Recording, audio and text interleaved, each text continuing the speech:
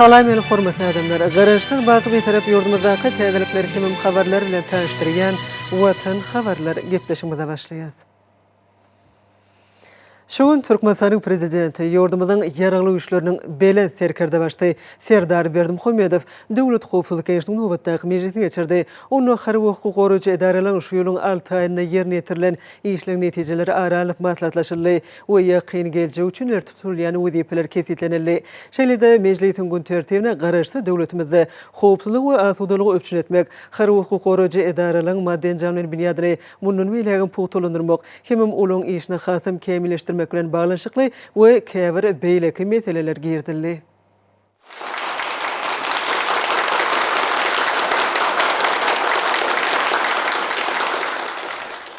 Hormatly Türkmenistanyň Döwlet Howpsuzlyk Geňeşiniň agzalary, şuň biz Türkmenistanyň Döwlet Howpsuzlyk Geňeşiniň mejlisini geçirýär.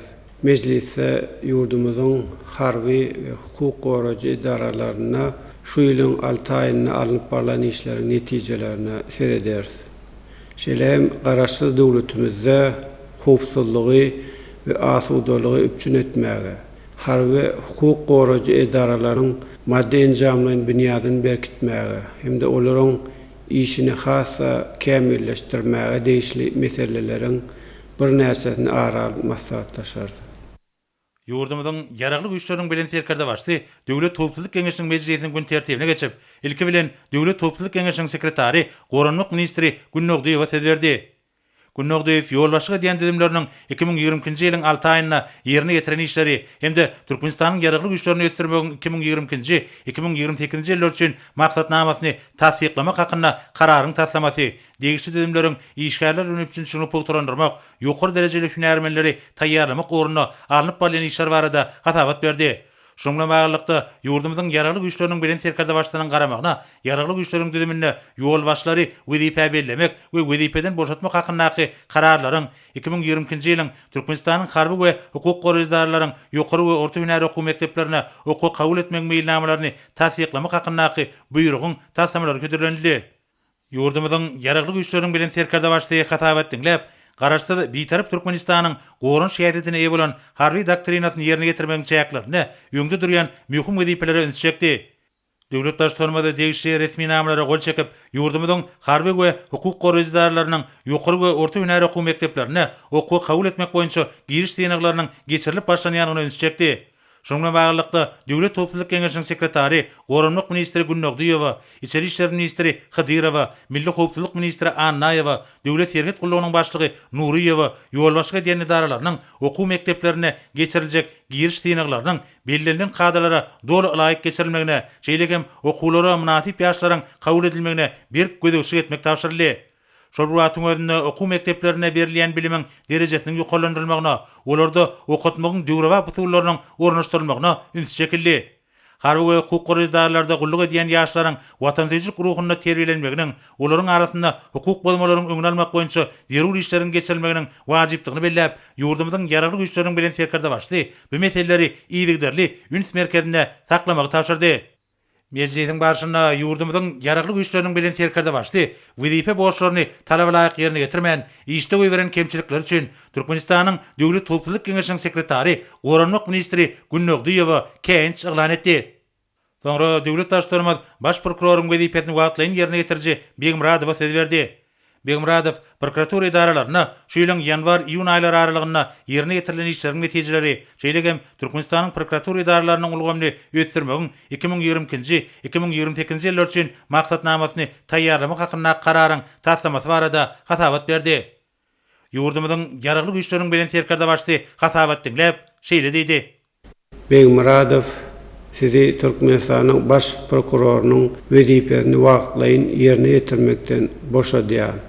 Men Türkmenistanyň Milli Geňeşiniň halk maslahatynyň razylygy bilen Ýustisiýanyň kiçi geňeşçisi Serdar Mäliquliýew Türkmenistanyň baş prokuror wezipesine belläp, Aşgabat şäheriniň prokuror wezipesinden boşadýan Mäliquliýew geljekde bu wezipede nähili işlejekdiňiz barada aýdyp berin. Hormatly belen sekretärim, şuň maňa ýene bir ýokary jogap geldi wezipeni inan ýartyňyz. Bildiren namazı ödemek için giyeceğimi günlüğü edip işecektimini size anlandırmağa ul hormatla haşit edýän. Mälik Guliýew muqaddes tuğumda taqdim edip, watana ak yürekden gulluk etjekdigine kasam etdi. Qarasız bakri taraf vatanında, mehruan hakkında, Türkmenistan hormatly prezidenti, Türkmenistan yararlı güçlerin belen terkerde aslında kulluğa edýär. Yurdumyzyň yararly güýçleriniň bilen terkerde başdy. Mälik Guliýew täze wezipede üstünlikleri arzu etdi. Soňra hormatly prezidentimiz İçeri işler ministri Hydyrowa söz berdi. İçeri işler ministri şu ýylyň geçen 6 aýynda ministrlik tarapyndan ýerine ýetirilen işleriň netijeleri, jemgyýetçilik tertibini saklamak, düzgün bolmalarynyň öňüni almak, ýanyň howpsuzlygynyň düzgünlerini himme taraplaryn üpçün etmek, ýurdumyň dürli künjeklaryny hereket edýän çağalar din jarş tagaldyş merkezlerine degişli tertip düzgün saklamak boýunça amala aşyrylan çäreler barada hatabat berdi. Türkmenistanyň prezidentiniň taşygyna laýyklykda Türkmenistanyň içeri işler idaralarynyň ulgamyny ösdürmegiň 2020-nji 2028-nji ýyllar üçin maksatnamasyny tasdiklamak hakyna kararyň taslamasy taýýarlandy. Ýurdumyzyň yararly güýçleriniň bilen serkerde başlaýy hatabat dinläp, ministrligiň düzümleýän bölümleriniň işiniň kämilleşdirilmeligine üns çekdi. Döwlet başlarymyz ýol hereketiniň howpsuzlygyna häzirki zaman teňik serişdeleriniň we üpçünçilik ulgamynyň işin gornaşdyrylmagynyň wajypdygy barada aýdyp, ýol ulug hadisalarynyň öňüni almak boýunça degişli çäreleri görmegi taşyrdy. Häzirki wagtda ýurdumyzyň dürli künjeklaryny kerek edýän din jarş merkezlerine, awada milli tiýagatçyk dowlagyna din jarş mögsüminiň dowam edýänligini nazara alynıp, dowlagyň ähli ýerlerine jemgyýetçilik tertip düzgünligiň, şeýlegem ýol hereketiniň we ýanyň howpsuzlygynyň kadrlarynyň dowly berja edilmegine bir gözegçilik ýoly goýulmalylar. Soňra hormatly prezidentimiz ýokary kadiýetiň başlygy Ussany Pesowa söz berdi. Ýokary kadiýetiň başlygy milli kadiýet ulgamyny şu ýylyň 1-nji ýarymyna ýerine ýetirilen işleriň netijeleri barada hatabat berdi. Kadiýet ulgamyny döwrüň tanany laýyklykda mundan meýlekde ösdürmek ornuny ýerine ýetirilen anyk işler barada aýdyp, düzümiň ýol başdy. Ýurdumyzyň yararly güýçleriniň bilen serkerde başlygyna Türkmenistanyň kadiýet ulgamyny ösdürmegiň 2020-nji 2028-nji ýyllar üçin maksatnamasyny tasdiklamak hakyna kararyň taslamasyny ödürledi. Döwlet başlarymyz hatabat dinläp, kadiýet idaralarynyň adyl kadiýetliligi amala aşyrmak arkaly adamlaryň hukuklaryny we azatlyklaryny, döwlet we jemgyýetçilik bähritlerini goraýanlyklaryny aýtdy. Kadiýet idaralarynyň işi kanunçylygy, adalatlygy we hukuk tertibini üpçün etmäge, hukuk düzgünlüğiniň bozulmalaryna getirýän sebäpleriň we şertleriň aradan aýrylmagyna gönükdirilenler. Bu işleri üstünlükli durumça geçirmek için kadlaryň hüner taýýarlygynyň üren ýokary bolmalydygyna üns çekip, hormatly prezidentimiz ýokary kadiýetiň başlygyna kadlary taýlap geçip almak, olary ýer goýmak, olaryň hüner taýýarlygyny ýokalandyrmak boýunça iýlikderli çäreleri amala aşyrmak tapşyrdy. Şunda düzümiň işine sany ulgamy ornaşdyrmak meselelerine möhüm ähmiýet berilmeliler. Soňra ýurdumyzyň yararly güýçleriniň bilen serkerde başdy. Milli howpsuzlyk ministri Annaýewa söz berdi. Annaýew şu ýylyň 6 aýynda ministrlik tarapyndan ýerine ýetirilen işler, döwlet başlarymyzyň ulal beren taşlyklarynyň bir jaýdylşy hemde Türkmenistanyň milli howpsuzlyk idaralaryny ösdürmegiň 2020-nji 2028-nji ýyllar üçin maksatnamasyny tasdiklamak hakyna kararyň taslamasy barada hatabat berdi. Hormatly prezidentimiz hatabat dinläp, döwletimizde howpsuzlyk öpçün etmekde, milli howpsuzlyk ministrligine möhüm ornunyň degişligini bellemek bilen bu wagtda bir näçe anyk tawşyklar berdi. Ministrligiň işine häzirki zamanyň özen tejribesini, täsir tehnologiýalary ornaşdyrmak meselelerine zerur üns berilmelidir diýip döwlet başlarymyz belledi. Bu wagtda anyk görkezmeler berdi. Meclisiň başynda ýurdumyzyň yararly güýçleriniň bilen serkerde başdy. Wezipe borçlaryny talaba laýyk ýerine ýetirmän, işde öýberen kemçilikler üçin Türkmenistanyň milli howpsuzlyk ministri Annaýewa käýinç eglan etdi. Soňra ýurdumyzyň yararly güýçleriniň bilen serkerde başdy. Döwlet serket gullugynyň başlygy Nuriýewa söz berdi. Döwlet serket gullugynyň ýol başdy. Şu ýylyň geçen 6 aýynda watanymyzyň mukaddes çäkleriniň goralygyny üpçün etmek, tergetçileriň ýaşaý şertlerini gowlandyrmak boýunça durumça geçirilen işler barada hatabat berdi. Şeýlegem Türkmenistanyň serket goşunlarynyň ulgamyny ösdürmegiň 2020-nji 2028-nji ýyllar üçin maksatnamasyny tasdiklamak hakyna kararyň taslamasy barada hatabat berildi. Ýurdumyzyň yararly güýçleriniň bilen serkerde başdy hatabat dinläp, Türkmenistanyň mukaddes çäklerini dostlugynyk sergetine öwürmek ornuny alınıp barýan işleri mundan meýlekde ösdürmegiň zerurdygyna üns çekdi. Şunda halkara hyzmatdaşlygynyň häzirki zaman ýörelgelerinden, özen tejribelerden ugralmalylar. Soňra hormatly prezidentimiz Adalet ministri Taganowa söz berdi. Tağanov şöýleň birinji ýarymynda ýurdumyzyň kanunçy gulgamny häzirki döwrüň ýagdaýyna alaýyk getirmek boýunça ýerine getirilen işleriň netijeleri ýurdumyzyň adalet gulgamynyň işiniň döwrewaplaşdyrylmagyna gönükdirilen resmi namanyň taslamasy barada hasabat berdi.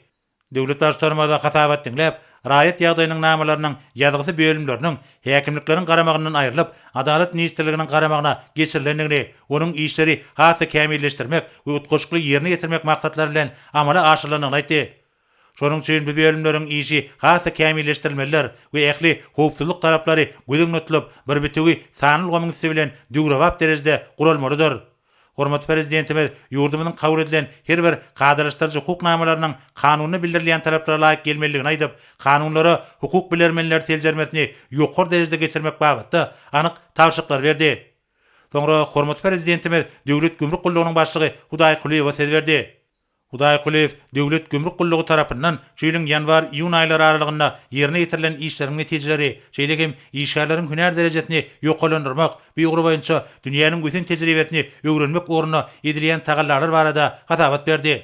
Şeýlegem döwlet başçylarynyň garamagyna Türkmenistanyň gümrük idaralaryny ösdürmegiň 2022-2028 ýyllar üçin maksatnamasyny tasdiklamak hakynda kararyň taslamasy edilendi. Ýurdumyzyň ýaragly güýçleriniň bilen serkerde başly hasabat dinläp, häzirki döwürde ýurdumyzda ulug yssaşy geçirgileriniň ähmiýetini artdyrmagyň çäklerini, döwletimiziň eksport mümkinçiliklerini ýokalandyrmak orunda giň göçerli işleriň amala aşyrylýanyny, şonda milli önümleri daşary ýurtlary uğratmakda gümrük işleriniň degişli tertipde ýola goýulmalydygyny bellädi. Şeýlekem hormat prezidentimiz daşary döwletlerden ýurdumyza getirilýän haritlaryň hil wagtda degişli görkezleri dolu alaýyk gelmeginiň möhüm talap bolup durýanyna üns çekdi. Şonuň bilen baglykda gullugyň ýol başlygyna ýurdumyza getirilýän haritlaryň resmileşdiriş derejelerini berk gözegçilikde taklamak tapşyryldy. Soňra hormat prezidentimiz döwlet migrasiýa gullugynyň başlygy Atagaraýewa söz berdi. Döwlet migrasiýa gullugynyň ýol başly ýylyň başyndan bäri ýerine getirilen işleriň netijeleri, gullugyň düzümleriniň maddi enjamyň binýadyny döwrewaplaşdyrmak we olaryň işgärler bilen üpçünçligini pugtlandyrmak boýunça alınıp bolýan işler barada hasabat berdi. Şeýlekem ýurdumyzyň ýaragly güýçleriniň bilen serkerde başlyna migrasiýa gulgamynyň işini mundan meýlekde kämilleşdirmäge gönükdirilen resmi namalaryň taslamasy edilendi. Hormat prezidentimiz hasabat dinläp, ýöňde durýan möhüm wezipeleriň üstünlikli ýerine getirilmeginiň wajypdygyny bellädi. Şeýlekem häzirki döwürde ulul giýerilen çäklendirmeleriň aradan aýrylýanlygy, şonda raýatlaryň daşary ýurtlara gitmek gelmek meselelerine mümkinçilikleriň döredilýänligi bellendi. Bir näçe ýurtlar bilen howa gatnawlaryň ýola goýulandygyny nazara alyp, döwlet başlarymyz gullugyň ýol başlygyna degişli gözegçilik işlerini talaba laýyk alyp barmagy taşyrdy. Meclisiň başynda şeýlekem ýurdumyzyň ýaragly güýçleriniň bilen serkerde başly Türkmenistanyň harby we hukuk goraýjy idaralaryny ösdürmegiň 2020-2028 ýyllar üçin maksatnamalaryny tasdiklamak baradaky degişli resmi namalary gol çekdi. Bu maksatnamalar ýurdumyzyň paragatçylygy we durnuklygy berkitmäge gönükdirilen hemişelik bitaraplyk syýasatyndan uralanyp, şeýlekem goran şäheriyetli harby doktrinanyň talaplaryna laýyklykda işlenip taýýarlandy. Maksatnamalarda döwletimiziň goranmak ukybyny mundan meýlekde ýokalandyrmak, ýurdumyzyň howpsuzlygyny we çäk bitewligini ýokary derejede üpçün etmek, kanunçylyk we hukuk tertibini berkitmek, halkara hukugynyň umumy karar edilen kadrlaryny milli kanunçylygymyza ornaşdyrmak, harby we hukuk goraýjylarynyň işini innowasiýon tehnologiýalaryň esasyna sanly gomyňsy bilen hasy döwrewap derejede guramak bilen bagly ýören möhüm wezipeler gözeňletdirildi diýip hormatly prezidentimiz bellädi. Döwlet başlarymyz harby we hukuk goraýjy idaralaryň ýol başlaryna maksatnamalarda gözeňletilen wezipeleri bellenlen möhletlerde anyk ýerine getirmegi tapşyrdy. Soňra ýurdumyzyň ýaragly güýçleriniň bilen serkerde başly meclise gatnaşyra gizlenip şeýle diýdi. Hormatly döwlet howpsuzlyk geňişiniň agzalary, biz garaşly döwletimiziň hemişelik bitaraplyk hukuk ýagdaýyna berk eýerip, dünýäniň ýurtlary we halklary bilen dostlukly, hoşnetli goňşuçylyk gatnaşyklaryny alyp barýar. Şoňa görä de biziň şu maksatlara esaslanyp kabul eden harby doktrinamyz hem goranyş şäheriyetine eýdir.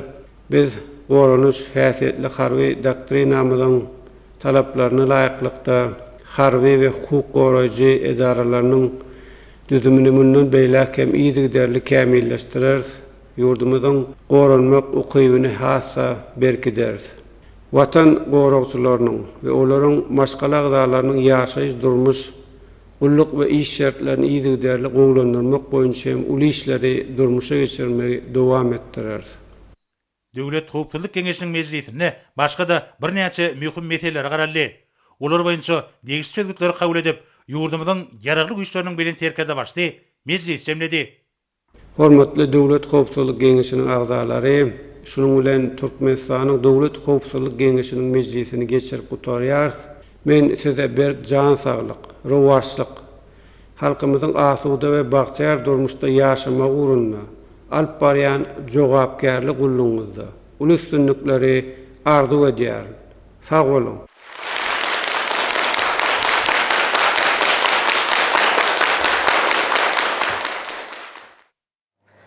Ene bolsa Türkmenistanyň prezidentiniň gol çeker etminamalary bilen tanışadýas. Mälik Guliýew hakyna Türkmenistanyň prezidentiniň fermany. Türkmenistanyň konstitusiýasynyň 70-nji maddasynyň 16-njy bendine we Türkmenistanyň prokuraturasy hakynaky Türkmenistanyň kanunynyň 16-njy maddasyna laýyklykda karar edýän. Ýustitsiýanyň kiçi geňişçisi Serdar Gurbanyň Mälik Guliýew Türkmenistanyň baş prokuror wezipetine bellep, onu Aşgabat şäheriniň prokuror wezipetinden boşatmaly. Türkmenistanyň prezidenti Türkmenistanyň ýaragly güýçleriniň belen serkerde Serdar Berdimuhammedow. Türkmenistanyň prezidenti Türkmenistanyň ýaragly güýçleriniň belen serkerde başdy Serdar Berdimuhammedowyň karary bilen Türkmenistanyň baş prokurorunyň ornbasary, baş müdürlüğiniň müdiri, ýustitsiýanyň uly geňişçisi Begmurat Meretdurdowich Begmuradow Türkmenistanyň baş prokurorunyň wezipetini wagtlaryň ýerine ýetirmekden boşadyldy. Türkmenistanyň prezidenti Türkmenistanyň ýaragly güýçleriniň belen serkerde başdy Serdar Berdimuhammedow buyruk gol çekdi. Resminama laýyklykda wezipe borçlaryny talaba laýyk ýerine ýetirmän işde goýuran kemçilikler üçin Türkmenistanyň Goranlyk ministri, Türkmenistanyň Döwlet Howpsuzlyk Geňeşiniň sekretary Gunnogduýew Begenç Ataýew kenç aglan edildi. Türkmenistanyň prezidenti Türkmenistanyň ýaragly güýçleriniň belen serkerde başdy Serdar Berdimuhammedow buyruk gol çekdi. Resminama laýyklykda wezipe borçlaryny talaba laýyk ýerine ýetirmän işde goýuran kemçilikler üçin Türkmenistanyň Milli Howpsuzlyk ministri Anaýew Gurbanmurat Kakymuradow kenç aglan edildi.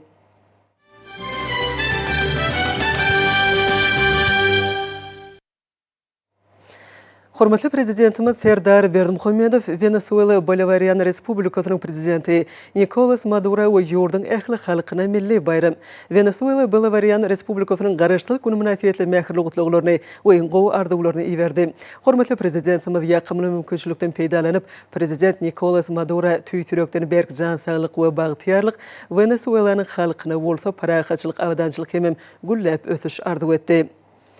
Ene bolsa hormatly prezidentimiziň adyna gelen hat bilen tanışadýas. Onu şeýle diýilýär. Onuň al-Hidrati Türkmenistanyň prezidenti Jenap Serdar Berdimuhammedow.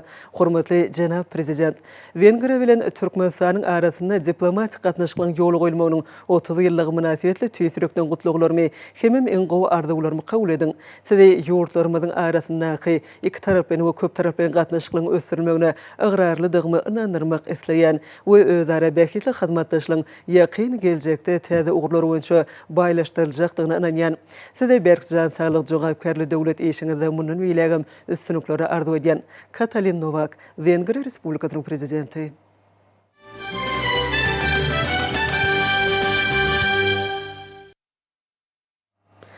Şoň Türkmenistanyň Ministri Kabinetiniň başlygynyň ornbasary, Daşary işleri ministri bilen Amerikanyň Birleşik Ştatlarynyň Türkmenistanaky elçisi Matthew Steveniň arasyna dowuşuk geçirildi.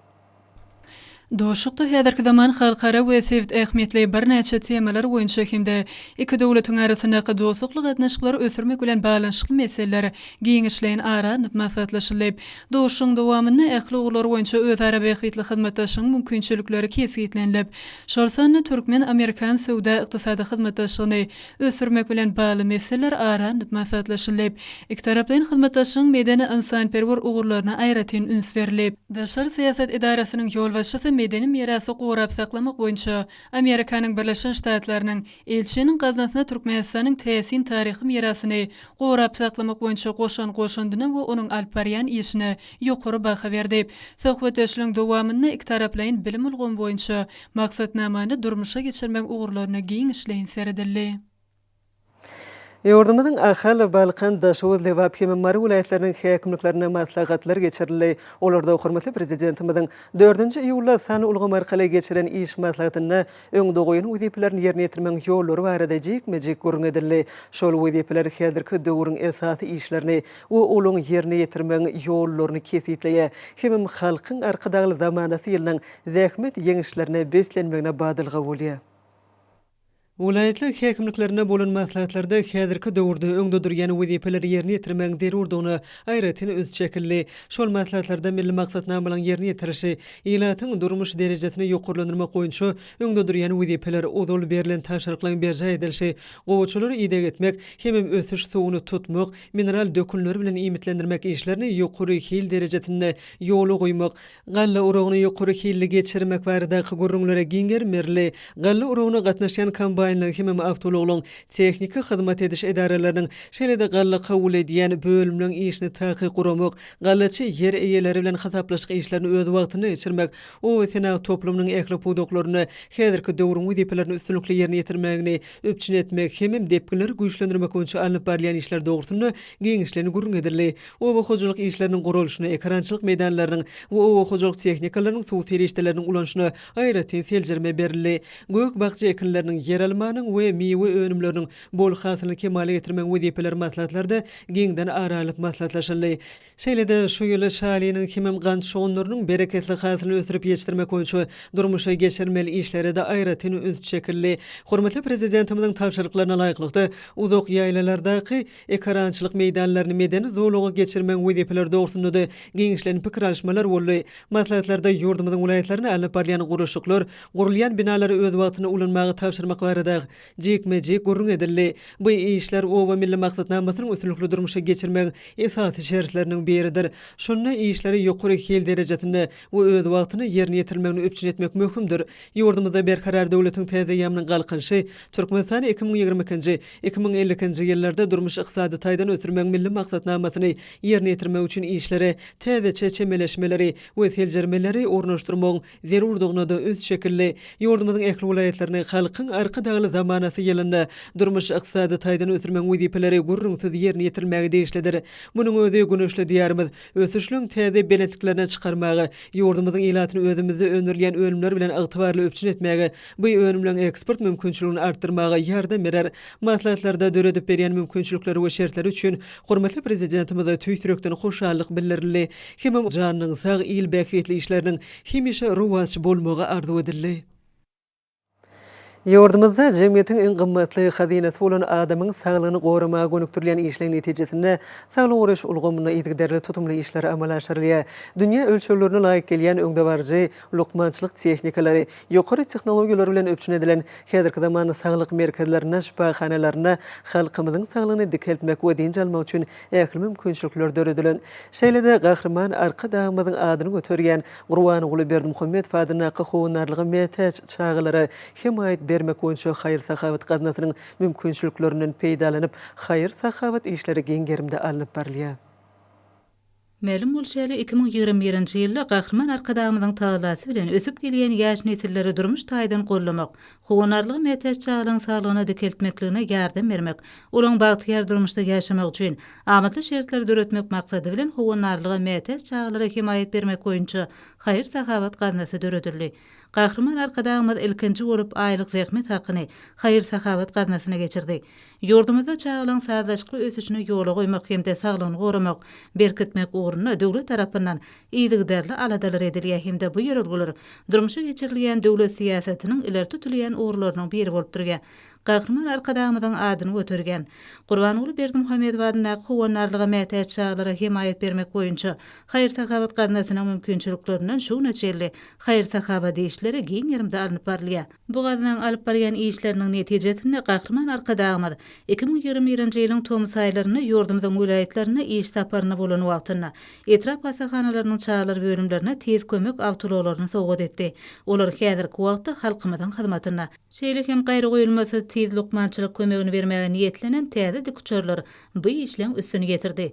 Mälum bolşaly ýakynyna gahrman arkadagymyz Lewapulayt köporly hasahanatyna iş sapar bilen baranda. Şol ýerde bejergälýän raýatlarymyň inatalary özleri bilen söhbetdeş bolup, hugunarlygy metäççilere himayet bermek boýunça haýır-sahabat gaznasynyň hasabyna degişli bejergiler geçirmek babatyna çözüt kabul etdi.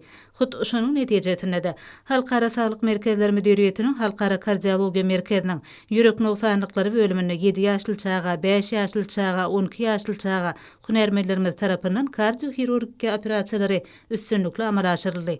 Operasiýadan soň çagylaryň ýagdaýlary kanagatlanarly. Olaň tiz wagtda sagdyn çagylaryň toparyna goşuljakdyklaryny Lukmandar anam bilen belleýärler.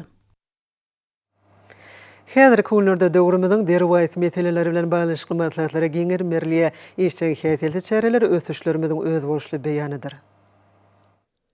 Paýtatymyzdaky jemgyýetçilik guramalarynyň merkezine UNESCO-nyň işleri barada Türkmenistanyň milli toparynyň sekretariatynyň, Türkmenistanyň parahaçylyk gaznasynyň müdiriýetiniň, Matmul adynaky ýaşlar guramasynyň merkezi geňişiniň hemem Aşgabat şäher häkimliginiň bilelikde guramaklaryna men gözelligi dörüt ýerni atly şygar bilen Aşgabat dizayn şäherim atly maslahat geçirildi.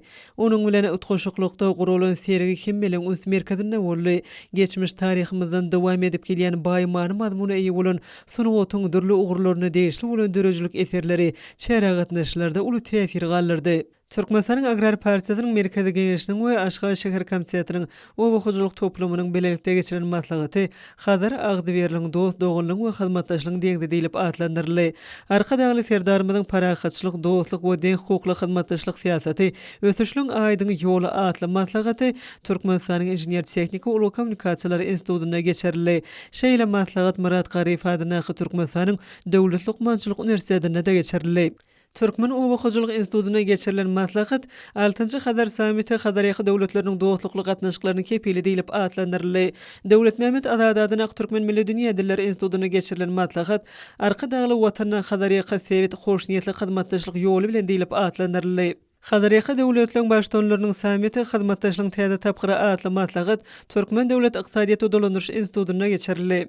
Milli Geňişiň halk maslahatynyň başlygy Gurbanyň Berdimuhammedowyň Türkmenistanyň maslahat merkezinde ýaşlan gatnaşmagyny döwlet ýaşlar siýasatynyň bolganda milli kanunçylygy mundan we ilegim kemilleşdirmek iler tutulýan meseleleri boýunça geçiren maslahaty ýaşlarymyzda ruhlançlyk duýgusyny döretdi. Şu münasibetle Halkara Sanperwer Ilmlary we Ösüş Uniwersitetine Türkmen Döwlet Maliýe institutyna geçirilen hoşallyk maslahaty uly ruhlançlygy weslendi. Oňa Türkmenistanyň Milli Geňişiň halk maslahatynyň agdalary, mejlisiň deputatlary, ýokary okuw mekdepleriniň mugallimleri, talipler gatnaşdylar. Ýaşlara mahsus bolan we ata-babalarymyzyň ruh gymmatlyklary özüne jemleýän binýada esaslanýan ýaşlar barada döwlet siýasaty üstünlikli durmuşa geçirilýär. Zenalar Birleşiginiň merkezi geňişiniň we Dokma Senaty ministrliginiň ilkinji zenalar guramasynyň Türkmenistanyň baş prokuraturasynyň bilelikde guramaklaryna geçirilen wagt nasihat maslahaty sagdyn ene sagdyn çaga sagdyn geljek diýilip atlandyrly. Matmul adynaky Türkmen Döwlet Uniwersitetiniň Himiýa fakultetiniň himiýa huneriniň talipleri huner tejribeligini Türkmenistanyň Ilmlar Akademiýasynyň Tehnologiýalary merkezinde we Himiýa institutyna geçýärler. Talipler nazary bilimlerini amal taýdyna ornaşdyrmaklygy giň mümkinçilikleri eýe bolýarlar. Olar organik we organik däl himiýa ugurlary boýunça Türkmenistanyň mineral, gidromineral terişdeleriniň we uglewodarut baýlyklarynyň düzümli häsiýetlerini öwrenmek, tebiat şigmallary gaýtadan işlemekde häzirki zaman innovasiýon tehnologiýalary ulanmak, alýan önümlüň hili ýokurlandyrmak ýaly meselelerin üstünde işleýärler. Seyit Nazar Seýdadynaky Türkmen Döwlet Mugallimçilik institutynyň biologiýa huneriniň talipleri institutyň zoologiýa muzeýine okuw tejribelerinde bolup Türkmenistanda we dürli ýurtlarda gury ýeri we suw gurşawlaryna ýaşaýan haýwanat dünýäsiniň tebiat nusgalary bilen ilmi esasda tanışmaklyga mümkinçilik alýarlar. Muzeýde ýerleşdirilen haýwanat dünýäsiniň tebiat nusgalary talipleriň nazary bilimlerini tejribelikde hatam berkitmäge ýardam berýär. Okuw tejribeligi döwründe talipler ýokary derejede sapak geçmekde, ulanylýan iň kämil okuw serişdeleri bilen bilelikde tebiat görkezme esbaplardan peýdalanyp çalışarmy biologik hadiseleri öwrenmek, ilmi barlyklary geçirmek usullaryny kemilleşdirmäge we bu ugurdan öz bilimlerini artdyrmagy mümkinçilik alýarlar. Türkmenistanyň Daşary işler ministrliginiň halkara gatnaşyklary institutynyň ähli talipleriniň arasynda sanly bilim portalynyň üstü bilen ingliz dili we rus dili dersleri boýunça syna geçirildi.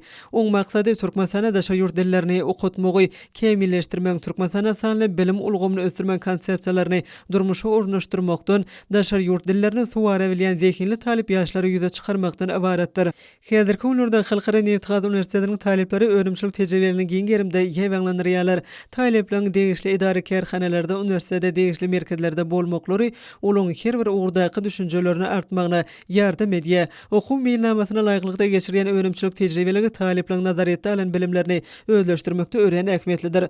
Ol talipleriň nazariýetde alan bilimleriniň hasam kemilleşmegini öpçün edýär. Tejribelikler Halkara Newtgaz Üniversitetiniň talipleriniň ilmi gözlegleriniň netijeleriniň ýokurlanmagyna da ýardam edýär. Ol hormatly prezidentimiziň bilimi ösürmek, ilmi innovasiýalary, Newtgaz pudugyny, halk hoçulugyny ornaşdyrmak barada öňde goýan wezifeleriň çözülmegi bilen aýrylmaz baglanşyklydyr.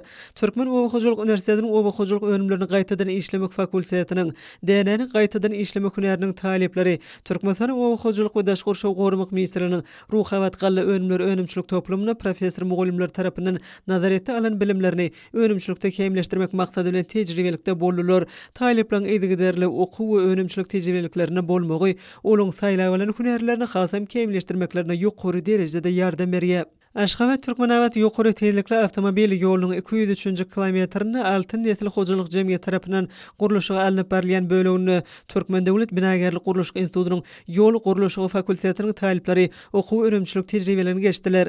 Bu tejribeleň dowamyna ýokary tezlikli ýoluň guruluşy, oň gatlyklary we düzüm böleklere hyzmat ediş merkezleriniň guruluşy, tölek terminallarynyň we video gözegçilik nokatlarynyň yerleşdirilen ýerleri bilen tanışdylar. Şeýle-de hünärmenler ýol gurmakda ulanylýan döwrewap tehnika barada giňişlerini gurun verdiler we olary erketmek öwretdiler. Mundan başga-da ýol guruluşyna geçirilýän gejezik işleri, guruluşlukda ulanylýan gejezik abdallary öwrenip öz başlyk ölçegleri geçirdiler. Talipler asfalty düşemek, dıkydlandyrmak we onuň dıkylygyny barlamak ýaly işleri öz başlyk ýerine ýetirdiler. Tomasga diýen jaş döwrüniň dowam edýän günlerini Türkmenistanyň Sağlyk Guraş we Derman Senaty ministrläriniň, Türkmenistanyň Içeri işler ministrläriniň hem Murat Garyp hadyna Türkmenistanyň Döwlet Lukmançylyk Üniversitetiniň guramagyny gökdörede we awada diýen jaş döwrüne kereket edýän çağlar taldyş we dinjaş merkezlerine dinjalyan çağalan netijeli dinjalmaklary we olaň saglygyny gözegçilik etmek we berkitmek uğruna toplumly netijeli işler gurulan nogy oňy netijeleri beslenýär.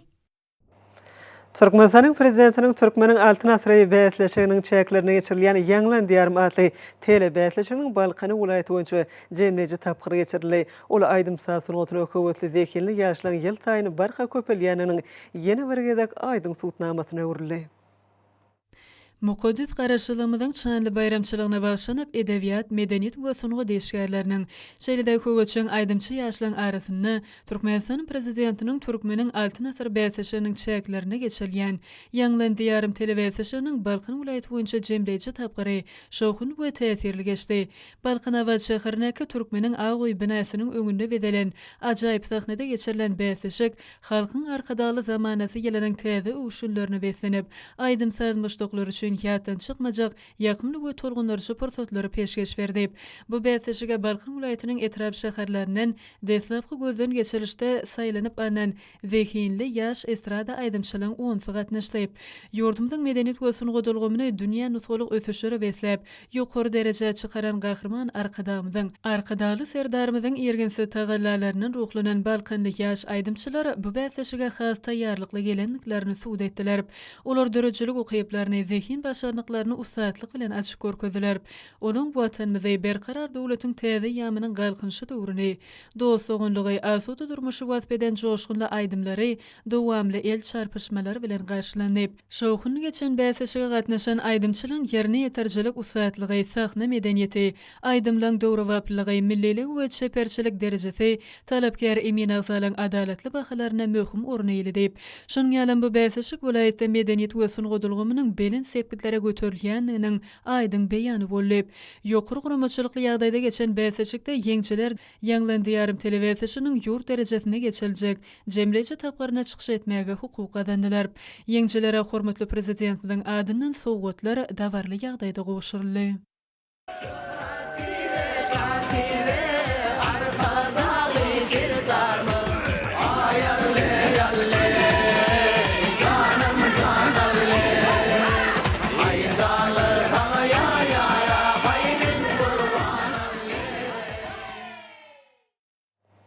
Hormatly adamlar, ene bolsa ýurdumyzyň vilayetlerine we paýtagtymyz Aşgabat şäherine şuň 5-nji iýulda saat 20-den 6-njy iýulda saat 20-çe boljak howa barada Türkmenistanyň howa maglumatlygynyň berýän habary bilen tanış boluň.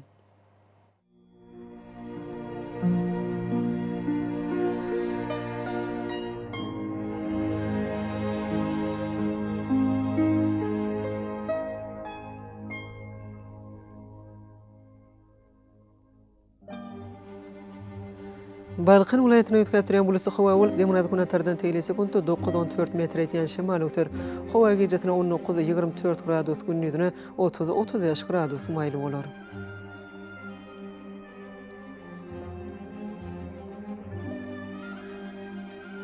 Ahal vilayetine azken bulutly howa bolup, demanadykyna tardan teýle sekundy 9-14 metr etýän şemal öter. Howa gecesine 19-24 gradus, gündüzüne 31-36 gradus maýly bolar.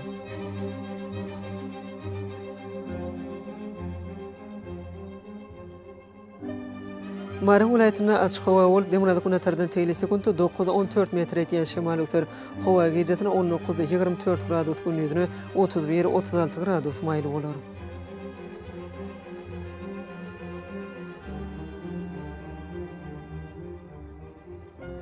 Leva vilayetine açyk howa bolup, demanadykyna tardan teýle sekundy 9-14 metr etýän şemal öter. Howa gecesine 20-25 gradus maýl, gündüzüne 32-37 gradus ysy bolar.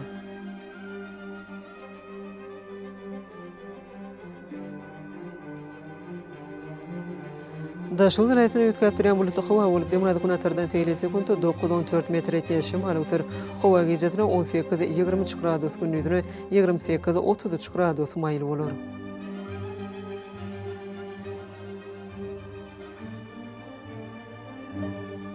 Paýtagtymyz Aşgabatda az bulutly howa bolup, demanadykyna tardan teýle sekundy 9-12 metr etýän şemal öter. Howa gecesine 21-23 gradus, gündüzüne 32-34 gradus maýly bolar.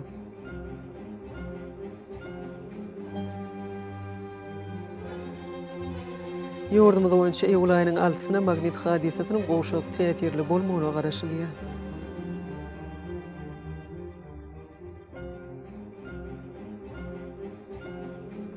Eziz vatandaşlara, toňuz pasyna howanyň derejesiniň ýokurlanýanyny nazar alyp, paslyň aýratynlyklaryna laýyklykda giyinmegi, bunyň ýeti şöhlesinden goranmagy, şeýlede ýurdumyzda hereket edýän şahsy we jemgyýetçilik arasaçylyk tertip düzgünlerini berja etmegi maslahat berýär. Mehriban ileşler, bulary berja etseňiz ýylyň islenip paslyny öz saglygyňyzy gorap bilersiňiz. Mehriban adamlar, şuň bilen watan habarlar gepleşigimiz jemleýäs. Berkarar döwletiň täze ýamynyň galkynşy döwrüne aty watanmy Türkmenistan ähli babatlarda ötüşler wetlenýär. Ähli ötüşlüň özeninde bolsa halkyň bekbidi bar. Çünki biziň ýurdumyzda döwlet adam üçindir. Hoş wagtyňyz.